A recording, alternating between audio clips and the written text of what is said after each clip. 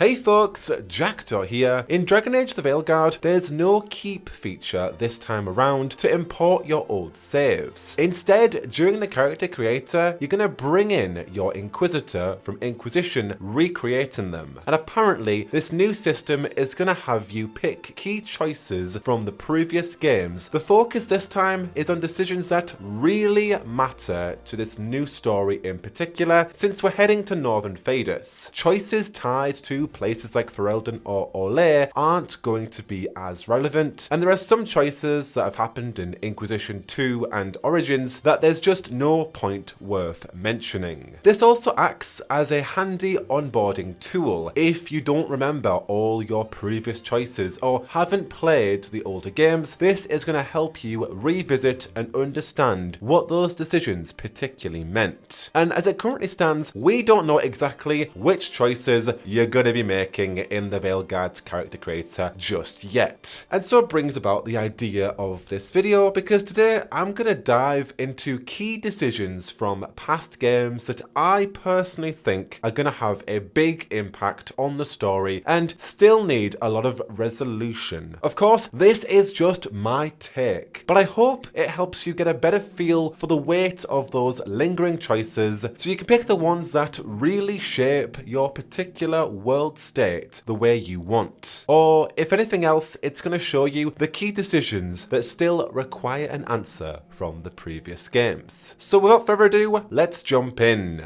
First up, the Ruler of Ferelden. One of the standout quests from Origins is the Landsmeet, serving as a dramatic climax that showcases the impact of all your choices made throughout the game. At the heart of this quest is of course the pivotal question, who will rule Ferelden? Now, before reaching the Landsmeet, the Warden faces crucial decisions that set the stage for the throne, like hardening Alistair, arranging a political marriage with Honora, even proposing to her yourself. And once the Landsmeet begins and you defeat Logain, you can choose to either execute him or recruit him into the Grey Wardens. If Alistair duels Logain and kills him, Honora will not marry Alistair. On the other hand, if you induct Logain into the Wardens, that can result in Alistair leaving the Wardens or facing execution. With these choices, the future of the throne really hangs in the balance. Honora starts as the ruling queen, but her position can easily change. She might be imprisoned, allowing Alistair to become king, or they could rule together. And if you're playing as a human noble warden, you also have the option to rule alongside Honora or Alistair. Ultimately, the Ferelden monarch appears in subsequent games. While the hero of Ferelden is absent, dealing with the calling, your choices significantly impact the Dragon Age universe. And so if Ferelden has any role in the Veilguard, perhaps a quick trip to Denerim or some involvement from its noble associates, these decisions will certainly resonate. If not that, well, these choices already impact the future of the Grey Wardens, which we will dive into later.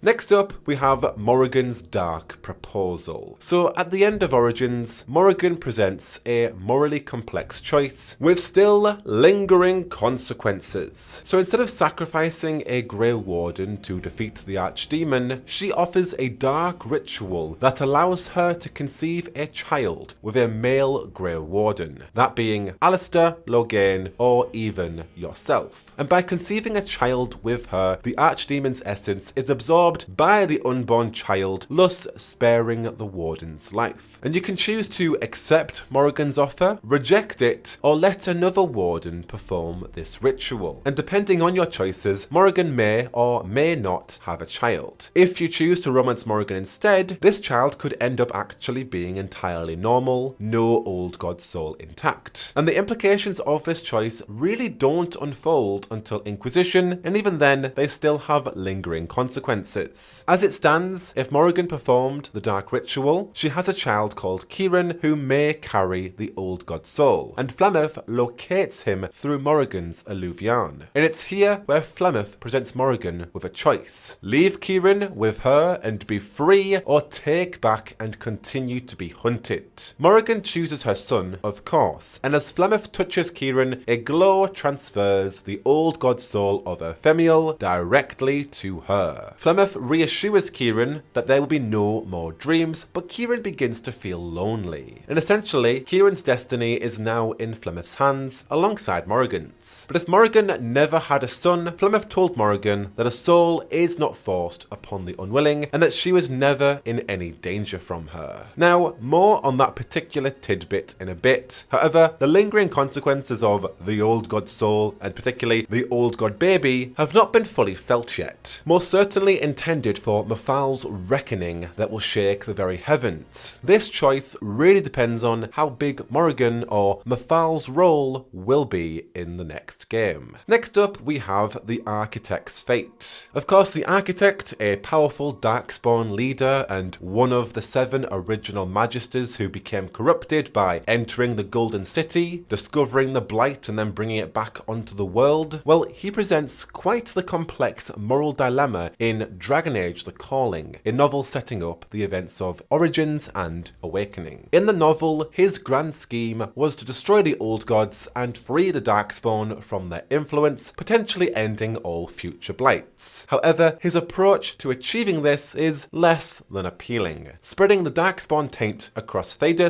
to force all of humanity into a Darkspawn-like existence. Hard pass on that one. Despite his initial horrifying plan, the Architect proposed an alternative in Awakening, using Grey Warden blood to grant Darkspawn self-awareness, intelligence, and free will. And in Awakening, your decision around the Architect carried huge consequences. When the Darkspawn invaded, you had to choose between saving the city or defending Vigil's Keep before confronting the Architect and the Mother. Now, if you sided with the Architect and didn't kill him, you learn that it was his failed experiment to make Euphemiel into an intelligent Darkspawn that directly caused the 5th Blight. He'll aid you in battle, keeping his word, but you'll have to live with the knowledge that he is responsible for essentially starting the 5th Blight. If you kill him, it's a brutal fight to the death, and that seemingly was the end of his character. But here's the plot twist. The Architect might not actually be dead, because Inquisition introduced the idea that Magisters, much like Archdemons, have the ability to body hop. So even if you killed the Architect in Awakening, there are hints that he could have survived. For one, Eartha's tainted body was right there, a perfect vessel for him to jump into. If not her, Valana's sister, Serani, also infected with the taint, was nearby. Valana even mentioned in some epilogues that she saw her sister in the Deep Roads, again suggesting that the Architect might have a new host. So is the Architect still out there, plotting away beneath Thedas? His story, filled with moral ambiguity and far-reaching consequences, leaves a lot of threads untied. And if he still is lurking within the depths, he could return and pose as a fascinating and deeply personal threat in the Veilguard. After all, he has shown that he's willing to do anything in order to achieve his twisted version of saving the world from the Blight, whether Thedas is ready for it or not. And we are going to his homeland, Tevinter, after all.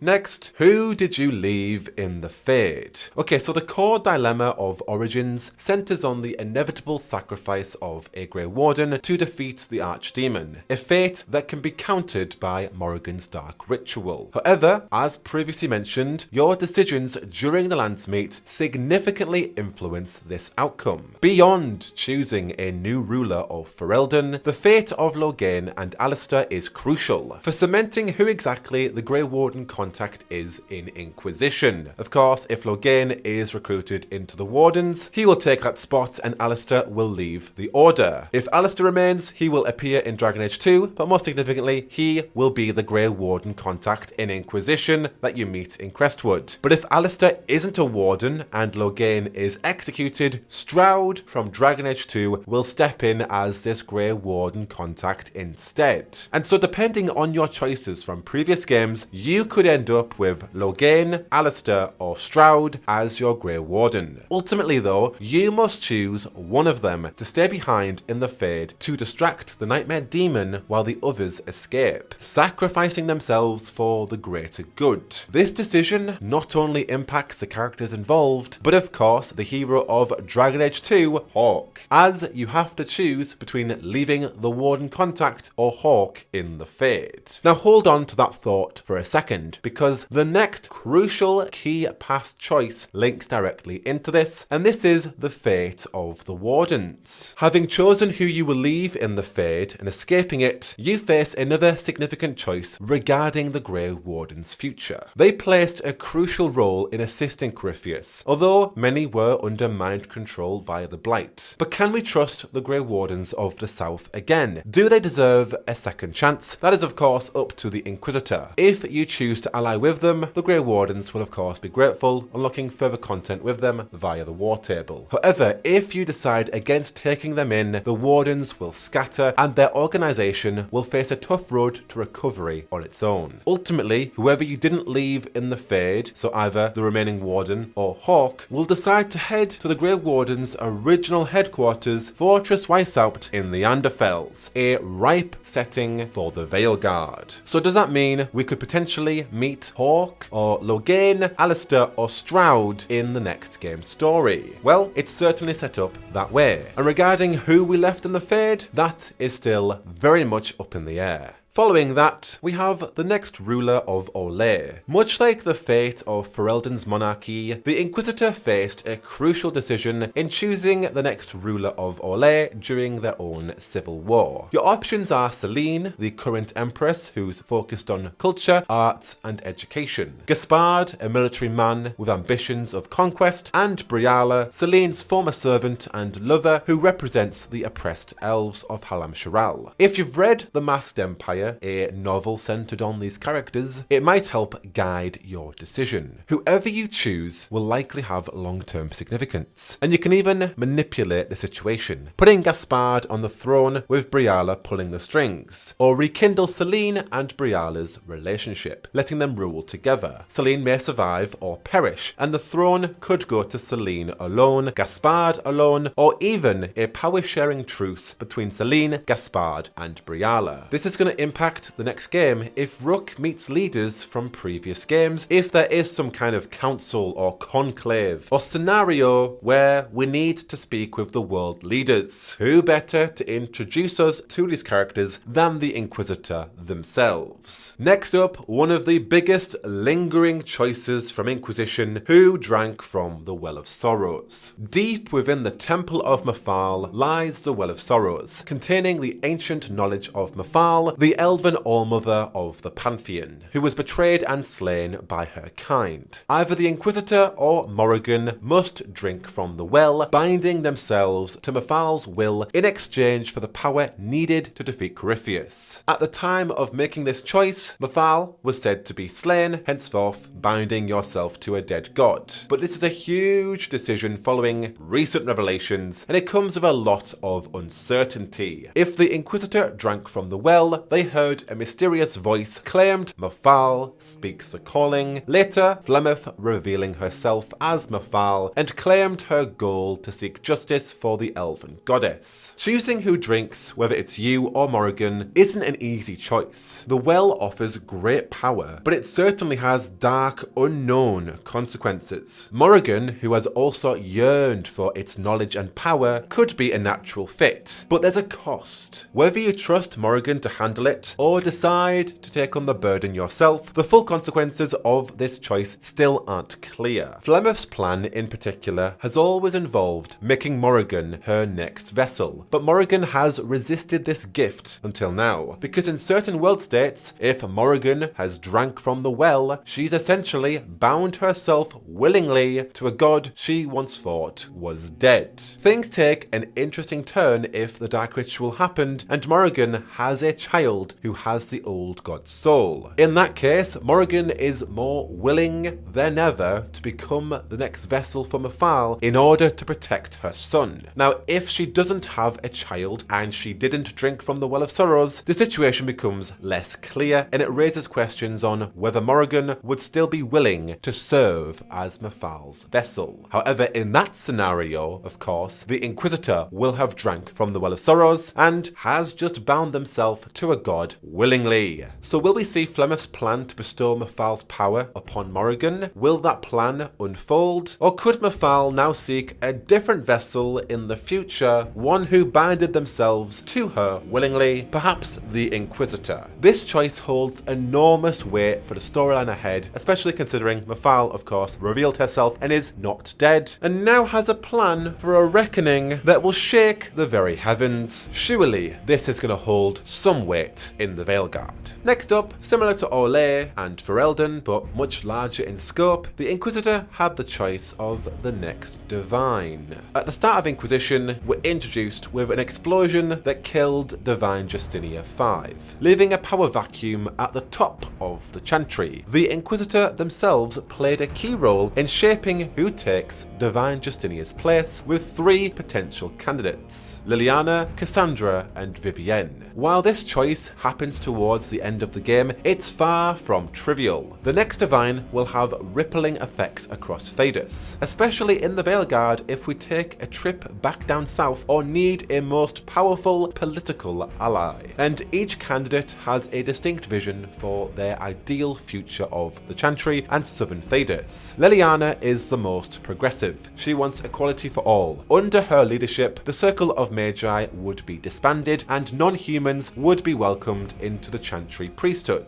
Cassandra, on the other hand, represents a more traditionalist but reform-minded option. She values stability, aiming to rebuild the Seekers of Truth, reform the Templars, and restore the Circle of Magi, though with more safeguards in place. And then we have Vivienne, the first mage candidate who seeks to maintain Chantry power while granting mages more freedom. Her rule would be strict, with the Circle reinstalled and the Templars serving as her enforcers. Revolts would be crushed to keep the peace. Whether you aimed for radical change with Liliana, careful reform with Cassandra, or mage-dominated Chantry under Vivienne, the Divine's role will impact the balance of power across southern Thedas. Will that play into the Veilguard? We're just gonna have to wait and see. Second to last, we have the Fate of the Inquisition. The final major decision the Inquisitor made was at the Exalted Council, where they determined the future of the Inquisition after defeating Corypheus. With internal corruption, including Cunari and Fen'Harel spies, the Inquisition's role was called into question. At the end of it all, the Inquisitor can either choose to rebuild the Order under tighter divine control as a personal honor guard, or completely disband it, marking the Inquisition's mission, sealing the breach, ending the Mage-Templar War, and defeating Corypheus as officially complete. While this choice may seem like it has lesser consequences, it's still going to leave ripples, especially for the Veilguard. Harding, for example, will either remain an Inquisition agent or become a former one depending on your decision, as she now joins Rook and will provide key insights on the Inquisition state since the Exalted Council. And there are other Inquisition agents still out there working in the field, particularly focused on stopping Solas and acquiring the Red Lyrium Idol, which they failed to do, might I mention. Those including Fire, Francesca, Marius, and Tessa. And so the impact of this decision may not be immediate, but the lingering influence of the Inquisition and its agents will undoubtedly play a part in the unfolding events after Inquisition's narrative. Whether restructured or disbanded, the Inquisition's legacy is still very much in play.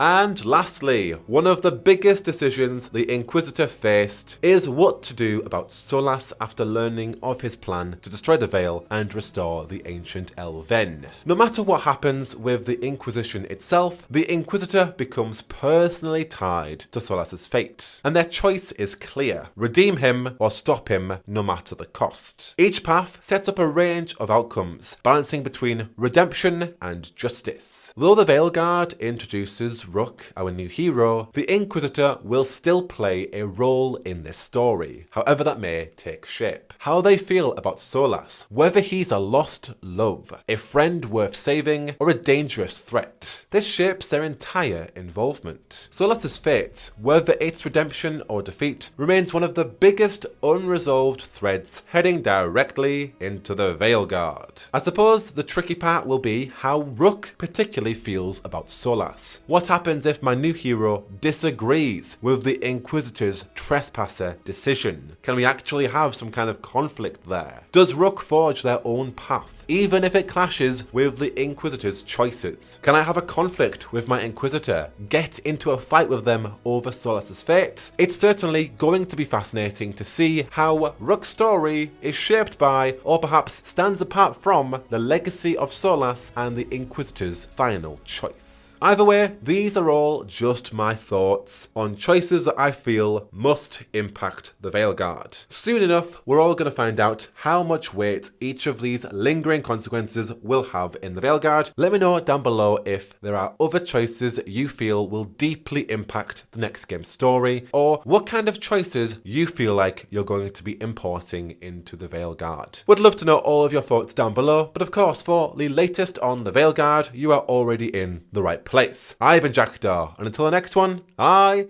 should go whoa, whoa, whoa.